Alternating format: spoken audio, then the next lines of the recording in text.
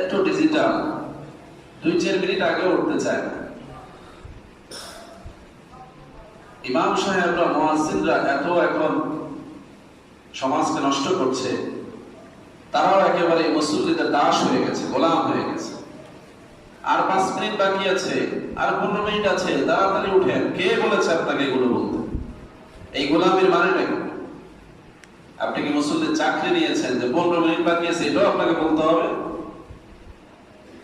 সে রোজা রাখবে, তার আক্কল নাই, তার প্রস্তুতি নাই, তার দরকার নাই যে সে রাত্র জাগরণ করবে, সেহরি কখন খাইতে হবে সেভাবে তার প্রস্তুতি দরকার নাই। এগুলো সমাজকে নষ্ট করছে। আমাদের ইমামরা বেশি বেশি করতে গিয়ে সমাজ নষ্ট করে দিচ্ছে। জামাতের সময় আর মাত্র 5 মিনিট বাকি আছে, এই কথা বলা মানে সমাজকে নষ্ট করা, ভালো কোনো উপকার নেই। আপনি বলবেন হুজুর এই কইলো তো 2-4 গায়ে কেন দরকার, এই নামাজে আইসেই লাভ হবে। যারা জোর করে মসজিদে না হয় তার নামাজ হবে? কি বলেন, হবে?